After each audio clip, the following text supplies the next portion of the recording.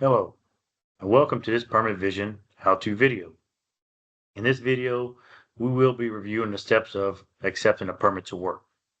In each control room, there's a computer that's dedicated to receiving, suspending, completing permits to work. So let's start off by going to your computer inside the control room. Go ahead and log on. You'll use your username, password to log on to the computer. Once you're logged on, from the main menu, you'll click on Search Permit. We will be looking for permit number 71442. So let's enter that number. Once you've entered in the top left-hand corner where it says number, down towards the bottom right-hand corner, there's a little search button. You will click search. Scroll down just a hair where it says hide filters, click on that, and here's your permit right here. Once you have it highlighted, you can click anywhere on that highlighted section of that permit. Once opening the permit, you want to go ahead and review this permit to make sure this is the permit that you're looking for, that you need for the task you're about to do. So once you review this whole permit, you want to get the operator involved to go ahead and issue this permit. Operator Brandon, I'm looking for permit number 71442. Can you help me with that? Absolutely. Good morning, sir. Let's go ahead and find permit 71442. I'll review that with you, and then if it looks good to go, we'll go ahead and issue it so you can perform your work. So let me go ahead and pull that up, 71442. This looks like a hot work permit. Looks like a medium risk hot work permit. As I scroll down, I'm looking at title. Looks like your title is to build scaffold for P123. Description is safety matters to build scaffold for P123 in PU1 on the northeast corner of RX5 using hand tools and harness. Looks like you're using a forklift to enter and perform work.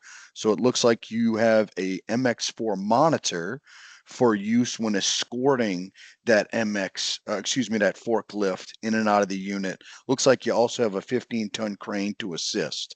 So good description of work there. Looks like you're starting the job on October 16th and ending the job on November 20th. And your work hours will be 7A to 7P. There's your authorization area. It looks like that's your section on the map. Class 1 Division 2 area, so MX4 for each one of those workers that will be performing any hot work, also as listed in your job description when escorting that forklift and crane in and out of the unit. Vehicles and equipment and tools, forklift, hand tools, and harness. And it looks like you expect 5 people to be on that job. The lead disciplines maintenance. Doesn't seem to be any isolation required for that job. Start work check. Doesn't seem to be any start work check for that job. And it looks like our JHA is right here. So let's go ahead and open and review that JHA.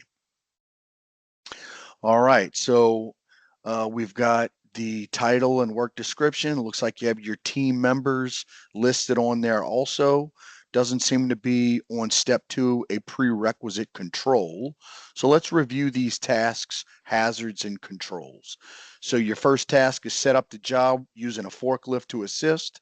And it seems like your hazards and mitigations are listed under step 1, task 1. All right, so these are some good hazards that have been mitigated effectively. So you've done a thorough job of listing these hazards and mitigations. Step 2 is to build a scaffold with a 15-ton crane to assist. So you've got dropped objects, the mitigations for each of those. All right, so hazards, a lot of mitigations, okay? Permit holder seems to be your action party. So you, as the permit holder, will be mitigating all of these hazards. All right. Task 3, housekeeping using a forklift to assist. More hazards with the mitigations for each. All right. So a lot of mitigations for all of these hazards. Are you ready to mitigate all these hazards for this job, Andrew? Yes, sir. I sure am. All right, let's scroll down to step 2. We'll look at the muster point. So the control room will be your muster point in case any incidents do occur. We'll be using radio and verbal for communication for any incidents that may occur. Please be aware of wind direction and notify us in operations if anything changes. Yes, sir. Sure will. All right. Looks like nearby work activities. Looks like there will be other workers in your area. So please be aware of these other jobs that are happening. And if any workers would be affected by your work, please communicate with them directly. Okay.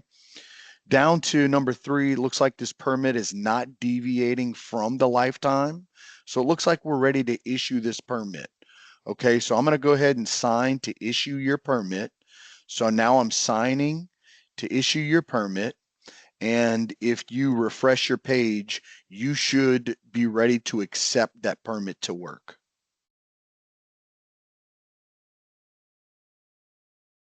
So Let's click see. there to refresh. Here we go. Refreshed it. Let me scroll back down. I'll go back to step 4. All right. I will now sign. And PIN number is not required. I'll just go ahead and click sign as logged in. The permit is now live. You can refresh operator Brandon. All right, I've got it refreshed. It looks like you're live. Looks like you're ready to perform work. Again, if there's any changes, please come let me know. And please work safe while you're out there. Yes, sir. I sure will. Thank you. And this concludes this Permit Vision video. Thank you.